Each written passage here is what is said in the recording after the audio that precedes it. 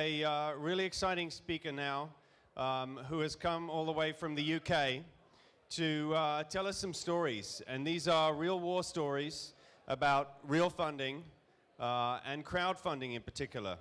So Piers Ridyard from Nifty Minidrive will talk about the largest hardware crowdfunding project in the UK, how it happened, the lessons they learned. I guess they were quite painful. He has some scars, but he's still alive. And I'd like you to give a warm welcome to Piers. Thank you.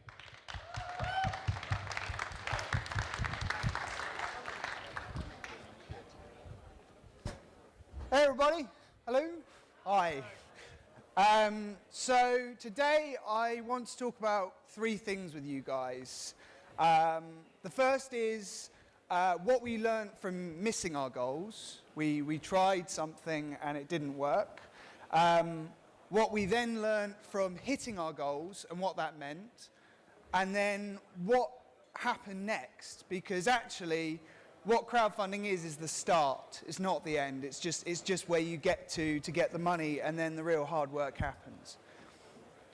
So in terms of crowdfunding, most of you probably know a lot about crowdfunding, so I won't spend too much time on this, but there's two types, broadly speaking. One is the sort of the crowdfunding of things, of projects, of tangible stuff, and the other is the crowdfunding of businesses, of ideas, of sort of intangible. So you're investing in something that's going to be a longer term return. I'm going to be talking about the former because that's what I know about. The Goliath in the room is Kickstarter. From 2009 to today, it has raised $976 million in pledges, and of that, 838 have been paid out to entrepreneurs making these hardware projects. So it's a massive player in the market, but obviously there are a lot of others, and they tend to different markets and different ideas. So you get people backing good causes like charities and things like that, and then you've got things like IndieGoGo, which is like the direct competitor of Kickstarter, but it's a little bit different. So who am I? This is me in November last year. I'm the founder of not Kickstarter. I wish I was the founder of Kickstarter. That'd be amazing. I'm the founder of Nifty Drives, and we're now 8 people. We're based out in Manchester, and it all started. My background is I went to university in 2006, and then in 2010 I graduated, and then in 2012 everything changed. I was on course for a very boring normal job. I was studying Chinese. I then went and studied law, and then I was about to become a corporate lawyer. And then it all changed when I got the MacBook Air, which is a bit of a weird reason to change from law, but I got the MacBook Air and I quickly filled it up, and I had no space, and I didn't want to carry any more objects with me. I was already, I'm a tech. I really like technology. I like the things you can do with it. So I already carry a lot of stuff with me. I didn't want to carry a hard drive. If you put an SD card in your MacBook, then it wouldn't work because it would get knocks and it would break. And upgrading it yourself at the time, if you went to Apple and said, "Can you upgrade it for me?" they'd say no. If you tried and did it yourself, then often you would void the warranty. And if you've paid for 3 years of Apple Care, then that's quite an ask. So, and then I thought about it a bit more, and I thought, what if you made something of a custom size? What if you could cut that little bit off? Because micro SD card technology and SD card technology, the capacity is getting pretty serious. And if my MacBook has 128 gigabytes in it, 64 gigabytes of extra storage, that would actually be very nice. So that was when the Nifty Minidrive was born. And the idea was a very simple one. It was a micro SD card to SD card adapter that we made of a custom size. We created it out of aluminium, out of the same aluminium the MacBooks were made out of. We sort of polished it, and we made it fit in perfectly with the MacBook itself. And that, just by plugging it in, you could increase the storage of your MacBook by 50%. And we were like, okay, this is kind of cool. We'd done it for ourselves. But we were both working. So me and Steve, who is my co-founder, were both working, and we were like, this is a cool idea, but we face those two fears that anyone who is working but thinking about starting a business has. The first is that your boss will find out, before you're ready to leave. And then the second thing is someone will steal your idea, especially if you're putting it out on a public platform. Because if you use a public platform and you tell people your ideas before it's even sort of ready, then surely people can come along and steal it. But, you know, we got over the someone stealing our idea thing. We were like, we'd rather have a small part of something big than a big part of nothing. But we didn't get so much over the fear of our bosses finding out, which is why our first failure comes in, and I'll sort of talk you through that. So we actually turned to IndieGoGo. The reason that we turned to IndieGoGo instead of Kickstarter is the standards are a little bit easier, as in the mark that you have to get to launch on it is a little bit less sort of hard than Kickstarter, and also you didn't have to be an American citizen, which you had to be an American citizen at the time for Kickstarter. So there are two sort of barriers for entry. So on IndieGoGo, we launched on IndieGoGo, and we launched for between the January 29th, 2012 and May 28th, 2012, so 4 months. We were up there, and we raised a whopping of our 20,000, a massive $3,836. Which we were actually really proud about. Like, at that time, it was a side project. We were working full time, and we were like, this is cool. We got people, you know, at first it was your mum. It was my mum was the first backer, and she was like, you know, they are. I was like, hey, mum. And then after that, we started getting people that we didn't know. Like, we actually started getting people coming in from around the world and just going, this is a really cool idea. This solves a problem for me. And we were like, that kind of every single time we got a notification that something had come in, we'd check it and be like, this is amazing. And that actually gave us enough funds to sort of make the Mark 1. But we failed to reach our goals. Looking back at it, we failed for I would say 3 reasons. And when you're thinking, if you're thinking about launching on a crowd platform, whether it's at equity or for projects, there's 3 things to really consider. The first is your identity, who you are. People invest in people. We are social beings. We didn't say who we were. We didn't even put ourselves in the video. You know, we were just like, the idea, that's what matters. That's what people care about. And that's not entirely true. People like to know who they're backing. The second is competence. Do you appear to be competent? And actually, just the way that people present themselves, and the way that they talk, and the way that they talk about the thing, so whether they got passion, whether they have a background of knowledge in it, that implies competence. But also, lastly, show that you can do it. So some sort of proof that you're able to carry off what you're telling people that you're going to be carrying off. And that kind of comes all together under the idea of authenticity. So being authentic, and sort of being the whole package rather than it just being an idea, because good ideas generally are 10 a penny. Like, everyone has good ideas all the time, but it's about the team and who you're backing as well. But that gave us the funding to create the first Nifty Minidrive, which we actually machined out of aircraft-grade aluminium using this incredibly precise engineering methodology that cost a lot more per Minidrive than we got from our backers. But, you know, it was cool because we were creating something. We actually baked them in the oven of my flat, which my fiance wasn't very happy about. She'd sort of come in and be like, what's that smell? And I was like, it's nothing, don't worry about it. So that was fun. And, you know, we had our first prototypes. So we thought, some of our backers were saying to us, look, you know, don't stop here, try Kickstarter. Give it a go on Kickstarter and sort of take your lessons from what you've learned from that first round and now your working prototype and put it on Kickstarter. So we put it on Kickstarter, and we went for a lot less high goal. We went for $11,000, and we were like, we're going to do it for 28 days. Because we'd done a little bit of reading, and generally, shorter campaigns are often more successful, or because they manage to get sort of a snowballing effect, which I'll talk about as well. So we did it for 28 days. We wanted $11,000. We expected to make some more in my girlfriend's flat, to be honest. But we ended up getting 9,805 backers, which included people like Steve Wozniak and some some real industry veterans, and we raised $384,319. So we were suddenly now, thank you. But now we were faced with a very different challenge.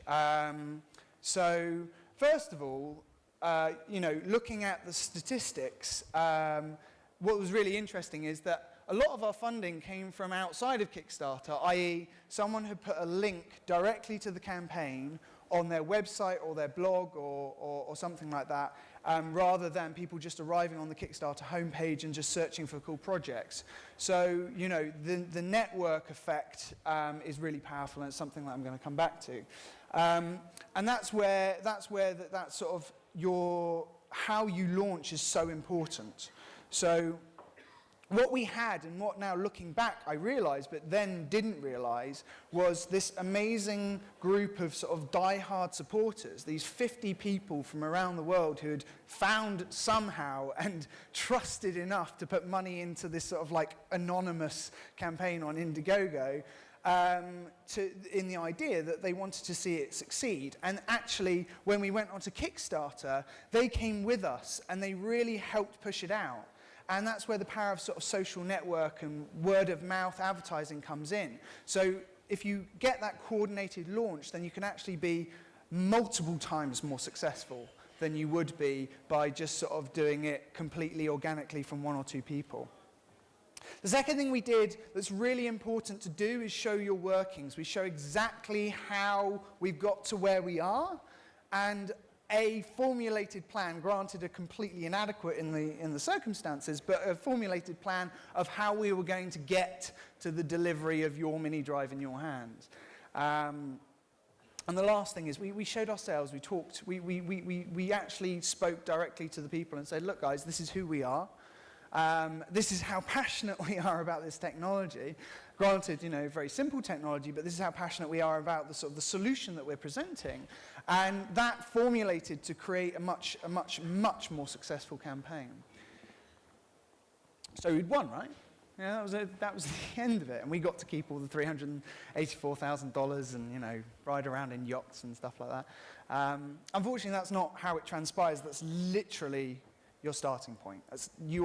And hardware is both hard and expensive, which any VC who's invested in hardware will tell you, and anyone who's worked in manufacturing businesses will tell you, which we didn't know because we hadn't really had any experience. I was a lawyer. I didn't know anything about manufacturing. So first thing we did is we quit our jobs, and we went through this incredibly intense year period of working out how to manufacture. We flew out to China and we appointed a contract manufacturing agent. We went through all these incredible, sort of the minutiae of creating something just takes iteration after iteration after iteration. You have to do things, you have to bank on doing things at least 5 or 6 times before you get it right. Even the anodization colors, which you're seeing come up quite frequently, took us months to get right. And then once you've actually assembled it, you then need to do the testing and all that kind of stuff. So we had so many disasters during this period. And we learned a lot of hard lessons. And I think one of the most important things that to consider is you have to give it your all, and you really do have to hire people to help you, because when you've bitten off something and it's bigger than you ever anticipated, you can never do it all yourself. But we eventually got to the Minidrive and where it is today.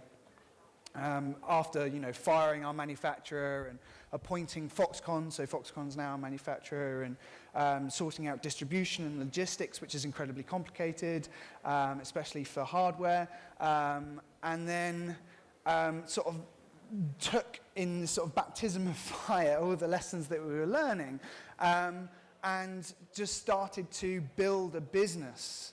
So it stopped being just delivering this one product, but also working out how we were going to scale out. So building a website, building systems that could deal with customer support.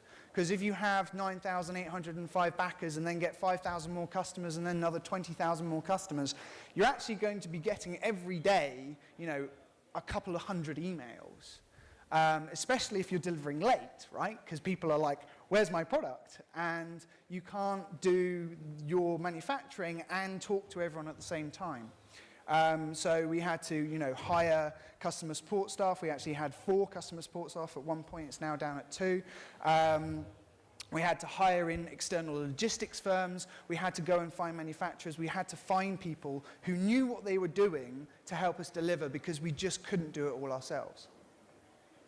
So that comes to sort of the 3 lessons that I feel we've really learnt, or that I would say to anyone thinking about doing a campaign and then, or just thinking about building their business going forwards. The first is, when you scale, you need to think about smart implementation of systems. So when you get lots of people coming in,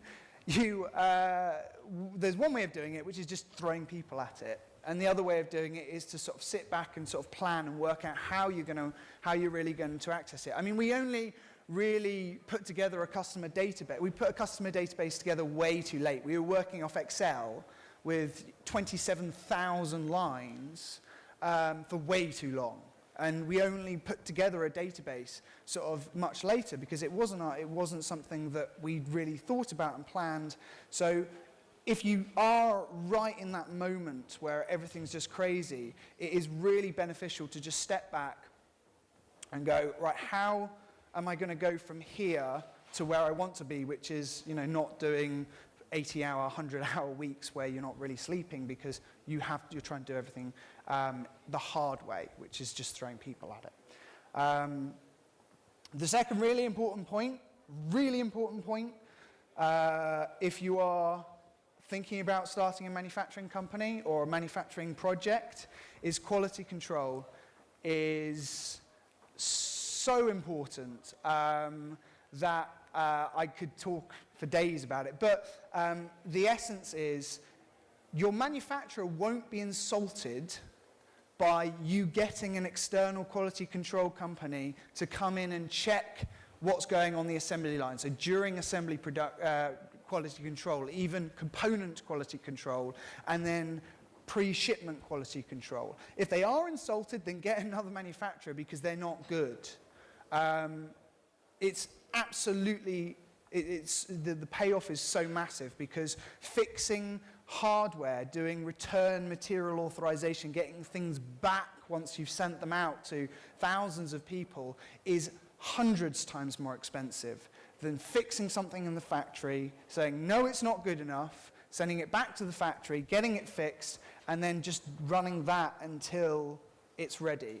And the temptation, especially with something like Kickstarter, and if you're already 6 months late to delivery, is to ship things before they're ready or take it on trust that they're going to be okay. You are, especially if you are doing something at volume, you're often manufacturing in China. It's hard to, you can't go out yourself and test in a methodical way. You have to get experts in who really know what they're doing to help you do that. So, and they're not that expensive. You're talking maybe $200 for a pre-shipment inspection, and they can do far more thoroughly and scientifically than you ever could. So it's absolutely critical and will save you so much time and money in the long term. The last thing I would say is really concentrate on your core competencies as a company.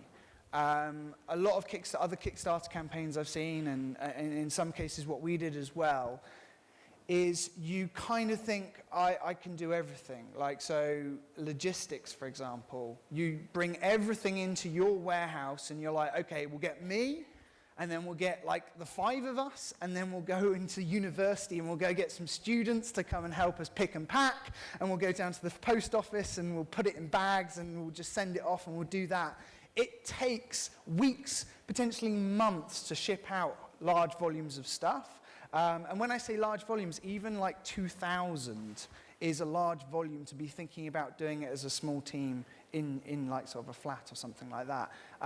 So you can look at the numbers and go, okay, so I can buy envelopes for this and I can get counter service for that. So it makes much more sense for us to do it in-house because we'll save loads of money. In the long term, you don't, because, I mean, we actually lost in the post, I think, 30% of stuff going to Russia, 30%.